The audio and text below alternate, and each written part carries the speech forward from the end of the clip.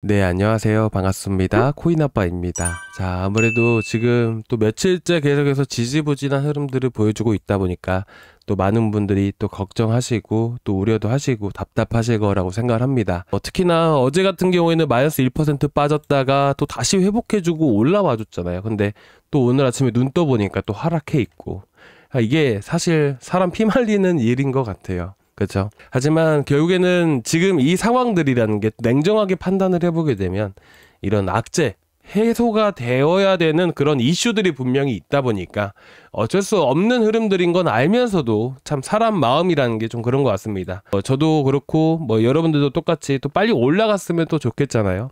그래서 오늘은 제가 좀 온체인 데이터 간단하게만 좀 보고요. 그래서 온체인 데이터에 대해서 간단하게만 좀 체크를 해보겠습니다. 고래들의 흐름들이라든지, 그리고 이 고래 흐름들을 보는 방법이라든지 이런 것들은 제가 좀 이따 말씀을 드릴 거고, 추가적으로 우리가 지금 이제 10월이 얼마 안 남았죠. 이제 얼마 안 남았습니다. 좀만 힘내시고요. 정말 좋은 시기가 반드시 찾아올 겁니다.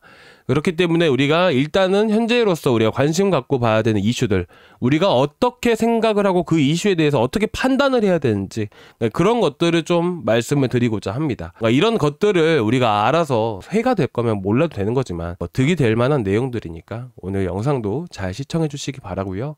여러분들 구독과 좋아요 한 번씩 부탁드리도록 하겠습니다. 아시겠죠? 자, 그러면 오늘 온체인 데이터에 대한 흐름들부터 한번 살펴볼 건데, 저도 마찬가지로 이더리움을 들고 있는 입장에서 정말 빨리 움직이고 상승이 나와줬으면 좋겠습니다. 일단 저도 마찬가지로 상승할 만한 호재들은 분명히 많이 남아있고, 앞서서 고래들의 흐름들을 보시더라도 아시겠지만, 자, 지금 보시면, 자, 여러 차례 보여드렸었죠. 자, 고래들이 매수세와 매도세를 나타내는 흐름들이에요. 근데 지난 관세에 대한 여파 때문에 크게 급락을 했을 당시에 물량이 크게 유입이 된 이후로 조금씩은 점진적으로 물량을 확보해 나가는 이런 흐름들을 또 보여주고 있습니다. 그리고 이거는 이제 한 주를 기준으로 해서 보는 거고, 이거는 이제 한 달을 기준으로 해서 본 겁니다. 지난 이제 10월 초부터 해서 이런 이제 셧다운에 대한 이슈 때문에 한 차례 또 상승이 나와졌던 적이 있죠. 그전에도 마찬가지로 바닥 구간에서부터 물량을 모아가는 흐름들을 많이 보여줬었어요. 그래서 지금의 만약에 이런 고래들의 매도세가 이렇게 매수세가 아니라 매도세로 계속해서 이어지고 있다면 우리가 충분히 약간 대응을 좀 해야겠다. 최악의 리스크를 피하기 위해서 대응을 해야겠다라고 말씀을 드리겠지만, 지금은 오히려 많은 물량들을 매집하고 있는 과정이기 때문에 이런 여러분들이 지금 시기는 조금 버텨주셨으면 좋겠습니다. 자, 그리고 지금 이더리움뿐만 아니라 결국 이 시장의 주인은 어떻게 보면 비트코인이에요. 그렇잖아요. 이더리움보다 더 큰 시가총액을 가진 게 비트코인이잖아요. 그래서 우리는 비트코인의 고래들도 체크를 하고 볼 필요가 있어요. 그리고 이더리움 고래에 대한 흐름들, 우리가 뭘 봐야 되는지까지 제가 말씀을 드릴 건데, 자, 이거는 이제 비트코인, 비트파이넥스 고래들의 흐름입니다. 자, 우리가 이걸 왜 봐야 되는지부터 간단하게 말씀을 드릴게요. 이걸 통해서 우리가 알 수 있는 부분들은, 고래들은 어떻게 매물들을 또 매집을 하고, 그리고 차익 실현은 어느 시점에서 하는지를 나타내는 하나의 고래에 대한 매수세와 또 매도세, 매집 흐름들이라고 보시면 될 것 같아요. 그래서 지난 2024년도로 그냥 간단하게만 보게 되면 이렇게 또 길게 횡보하던 시기가 있었잖아요. 그 당시에 비트파이넥스 고래들은 물량을 계속해서 매집을 해 나갔고, 반대로 급등을 하는 시기에 물량을 털어냈습니다. 그렇죠? 그러니까 물량을 모두 털어내고 나서부터 하락 추세가 이어졌었어요. 하락 추세가 이어졌던 위치들을 기준으로 해서 하락이 나왔을 때 또 물량을 또 한 차례 모아갔고요. 그렇죠?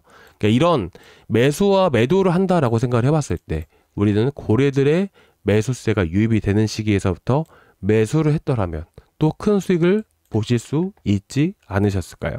그렇죠? 마찬가지로 지금 또한 이런 지지부진한 횡보 흐름들이 계속해서 이어지고 있다 보니까 개인들은 또 못 버티고 떠나는, 이 매도세가 계속해서 나오는, 개인들의 매도세가 나오는 이런 현재 구간이에요. 그렇다 보니까 이 고래들도 계속해서 물량을 다시 한 번 더 매입해 가고 있고요. 그렇죠?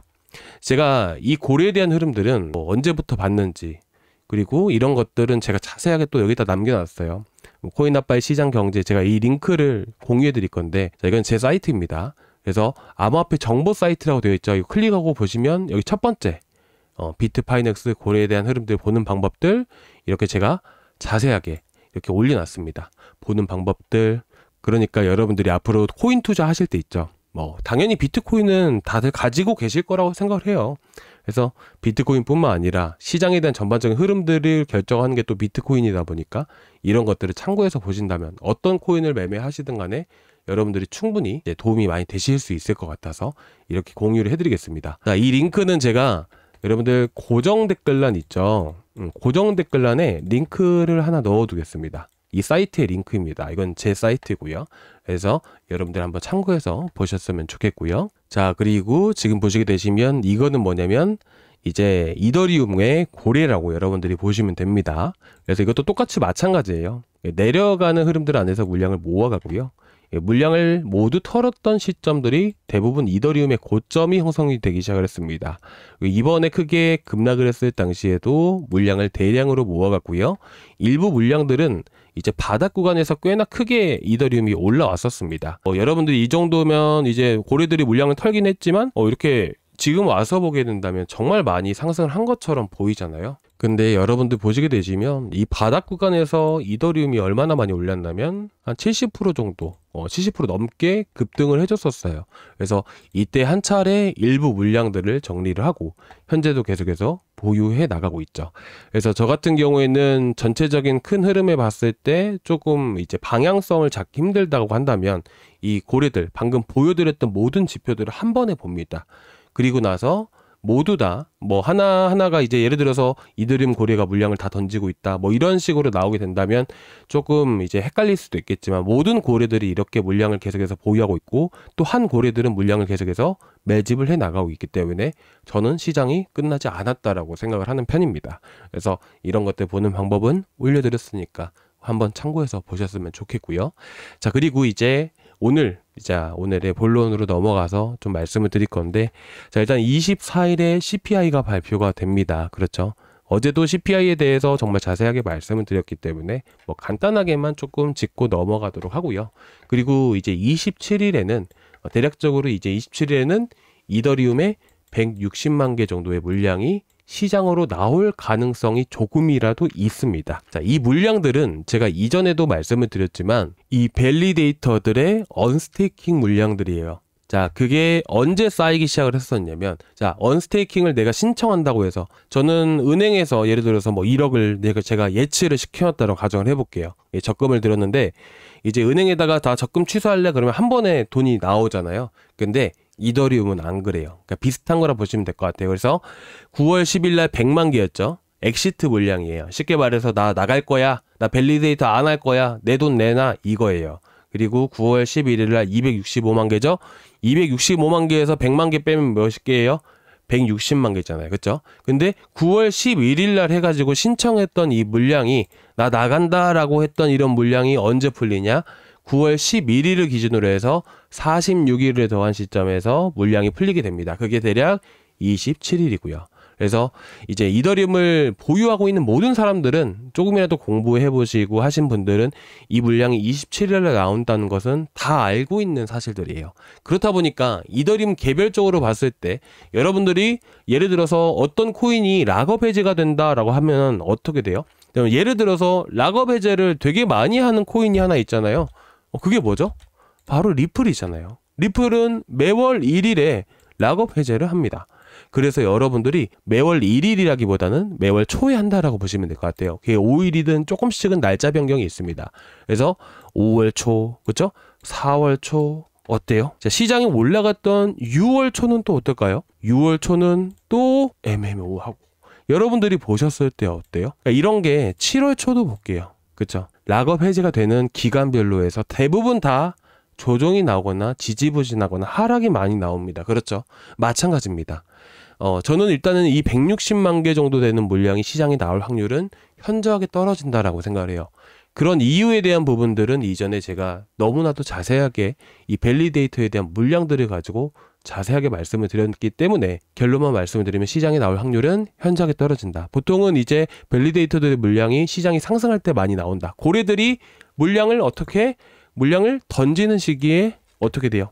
물량을 던질 때는 항상 상승이 나올 때 물량을 던져 가잖아요. 그렇죠? 그러니까 이런 흐름들이 나온다라는 거예요. 그래서 상승할 때 물량이 나오지 지금 당장에서는 물량이 나오지 않을 것으로 저는 생각을 하고 있기 때문에 이제까지 봤을 때 밸리데이터들의 물량들이 다 그랬었습니다. 제 개인적인 생각보다는 과거의 흐름들을 봤을 때 그렇다라는 거예요. 그래서 지금 27일에 나올 물량들은 어쨌든 지금 현재 상황에서 락업 해제 일정들이라는 게 리플에서 보셨다시피 그런 지지부진한 흐름들이 나오다 보니까 다음 주까지는 이더리움이 지지부진한 흐름이 나올 가능성이 높다라고 저는 생각을 하는 거예요. 자, 그리고 이번 주에 이슈가 뭐가 있죠? 이번 주에 이슈가 아까 뭐 보여드렸었던 CPI도 있지만 CPI는 마지막에 말씀을 드릴게요. 가장 중요합니다. 정말 중요한 부분들이에요. 그리고 저번 주 일요일에 나왔던 이슈이죠. 자, 베센트 미국 재무장관이 부총리와 내주 만날 예정이다. 그러니까 이제 저번 주에 나왔던 거니까 다음 주 목요일 금요일 안쪽으로 해서 만날 예정이다라는 거예요. 그러니까 이들끼리 합의가 이루어져야 돼요. 솔직히 말해서 이제 월 말에는 이 트럼프와 이 시진핑이 만난다고 하지만 그냥 도장을 찍는 정도이지 사실상 협의는 재무장관과 부총리가 한다라고 여러분들이 보시면 될 것 같아요. 자, 그렇다 보니까 이번 주에 발표하게 될 이 관세에 대한 협상이 상당히 저는 중요하다라고 생각을 합니다. 결국 이더리움을 이렇게 급락을 시켰던 이유도 관세였던 부분들이어서 이런 협상이 잘 마무리가 되었을 때 뭐 여러분들도 보시면 아시겠지만 이런 하락 자체가 관세로 인해 나왔던 부분들이어서 오히려 다른 지금 현재 개별적으로 이더리움이 가지고 있는 이 언스테이킹 대기 물량 그리고 CPI 이런 것들을 다 제치고 이번 주에 관세에 대한 부분들만 잘 해소가 된다면 하락분이 모두 어떻게 보면 회복되면서 이렇게 상승세를 다시 만들 가능성이 높다라고 생각합니다. 그래서 이번 주 협상이 현재로선 가장 중요하다. 그래서 여러분들이 이번 주에는 꼭 이 협상에 대한 부분들에 대한 기사들을 꼭 체크해서 보셨으면 좋겠고 나오는 대로 실시간으로 속보 같은 경우는 제가 문자방에 올려드리고 있으니까 꼭 참고해서 보셨으면 좋겠습니다. 자, 그리고 이제 그 다음에 봐야 되는 부분들 솔직히 말해서 관세가 오히려 압도적으로 또 시장에 큰 영향을 미친다라고 저는 생각을 해요. 그래서 지금 CPI 결과가 어떻든 뭐 하든 간에 결국 관세에 대한 협상이 어떻게 마무리가 되느냐 저는 이게 핵심적인 포인트다. 이렇게 말씀을 드리고 싶어요. 그래서 어쨌든 CPI에 대한 흐름들을 좀 말씀을 드리게 된다면 일단은 어저께 미국 증시 같은 경우도 강세를 보여줬던 부분들인데 이렇게 미국 증시를 보신 분들은 아시겠지만 발표된다라는 이런 기대감으로 인해서 어떻게 보면 이 셧다운 일정들도 조금 앞당겨져서 잘 마무리가 될 것이다라는 이런 기대감이 퍼지면서 미국 증시가 올라와 줬었거든요. 그런데 지금 보시게 되시면 CPI에 대한 기대감 자체가 솔직히 말해서 높게 나올 확률이 좀 더 크다라고 생각을 해요. 근데 어쨌든 우리가 CPI 인플레이션보다 더 중요하게 봐야 되는 건 PCE입니다. 이 소비자가 느끼는 하나의 신뢰 지수라고 여러분들이 보셔도 무방한데요. 어쨌든 현재 상황 안에서 이 PCE를 보시게 되시면 예상치가 상당히 이렇게 또 보게 되면 2.9% 코어 PCE는 그리고 PCE 인플레이션은 2.8%로 나오게 됩니다. 그러니까 3% 이하로 나온다는 거예요. 그래서 CPI가 높게 나온다 하더라도 PCE 자체가 낮게 나오게 되면 CPI가 높아졌던 부분들에 있어서는 크게 시장에 충격을 주기는 어렵다라고 생각합니다. 결국에는 CPI가 아무리 높게 나와도 PCE가 안정된 흐름들이 나오는 것은 결국 이 물가가 안정됐다는 것을 의미하는 것이거든요. 소비자 입장에서. 그렇기 때문에 이런 통화 정책에 영향을 미치는 가장 큰 요소는 CPI가 아니라 PCE라고 얘기를 합니다. 그래서 보통은 뭐 CPI를 보면서 CPI에 대한 영향들이 PCE에도 영향을 미치는 부분들이어서 이렇게 CPI도 정말 중요하게 보는 건데 더 중요한 거는 PCE다. 이렇게 보시면 될 것 같아요. 그래서 이번에 CPI가 충격이 나와서 조금 떨어질지라도 PCE가 만약에 발표가 되었을 때는 다시 다 회복해주는 그런 흐름들이 나와줄 수 있다. 이렇게 보시면 됩니다. 자, 그렇게 되면 이번 주에 관세 협상 있죠. 자, 그러면 앞으로 이더리움 흐름들은 어떻게 나올 수 있을까요? 이번 주만 따졌을 때요. 이번 주만 따졌을 때 관세 협상이 잘 마무리가 되는가? 그 여부가 상당히 중요하겠죠. 그런데 지금 보시면 어때요? 이더리움 떨어지고 있죠. 왜 떨어지고 있을까요? 관세 협상이 잘 될지 안 될지 100% 확신을 갖고 볼 수가 있을까요? 없어요. 잘 될 수도 있어요. 반대로 잘 안 될 수도 있는 거잖아요. 그러니까 이런 게 불확실성이라고 보는 겁니다. 그렇기 때문에 잘 될 수도 있는 이런 투자자들의 심리가 반영이 되게 된다면 떨어졌을 때 매수세가 강력하게 들어올 것이고 올라간다 하더라도 이런 저항 구간에서는 안 될 수도 있다라고 생각하는 사람들은 이런 자리에서 매도를 하거나 이제 숏 포지션을 취하게 되겠죠.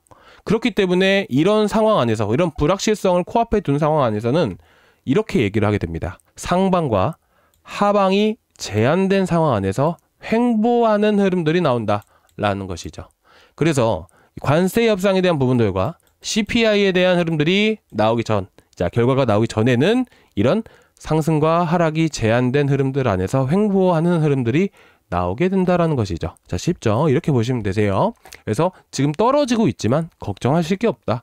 왜? 이미 지지 구간에 해당되는 부분들이고 마찬가지로 협상이 잘 될 것이라는 이런 고래들의 매수세도 붙고 있기 때문에 다시 또 상승. 그러다가 협상을 앞에 두고 또 어떻게 돼요? 아, 안 될 수도 있겠구나 라고 생각한 사람들의 매도세가 붙게 되고 숏포지션을 붙여줬을 때는 또 하락.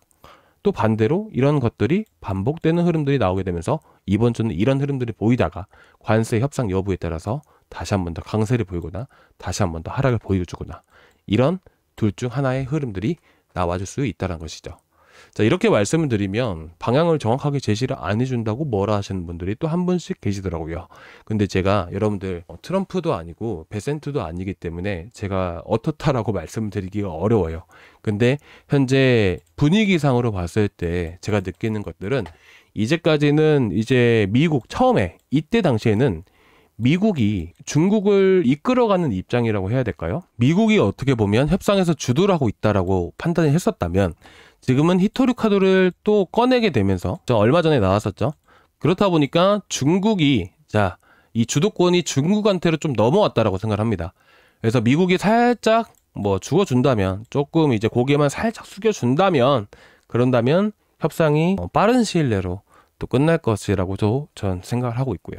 그래서 일단 관세에 대한 부분들은 뭐 실시간 속보 나오게 되면 항상 말씀을 드릴 거니까 걱정하지 마시고 뭐 결국에는 일단 단기적인 흐름들을 봤을 때는 박스권 행보가 이어질 수밖에 없다.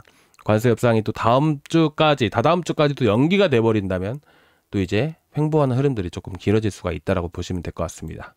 자, 그러면 이제 우리가 결국에는 계속 관세 얘기를 하고 있는데 결국에는 돈의 흐름을 보면 다 알 수 있는 내용들이에요. 근데 돈은 이미 11월 달부터 해서 풀릴 계획이라고 재무부가 발표를 했습니다. 그러면 이 재무부가 돈을 푼다라는 것은 시중에 유동성을 공급을 한다라는 의미예요. 자, 그렇게 되면 어떻게 될까요? 그렇게 되면 당연히 시장은 올라가는 겁니다. 지금 단기적으로 봤을 때는 제가 좀 불확실성 있게 말씀을 드렸지만 확실한 것만 말씀을 드리면 유동성 자금이 11월 초부터 풀린다. 이렇게 보시면 될 것 같아요. 그러면서 시장은 다시 한 번 더 강세를 보일 수밖에 없다. 이렇게 여러분들께 좀 말씀을 드리면서 오늘 여기서 마무리하도록 하겠습니다. 자, 뭐 조금이나마 도움되셨길 바라면서 여러분들 힘내시기 바라고요. 아시겠죠? 자, 다음 시간에 또 좋은 내용으로 가지고 와서 여러분들께 또 소개해드리는 또 시간을 또 갖도록 하겠습니다. 감사합니다.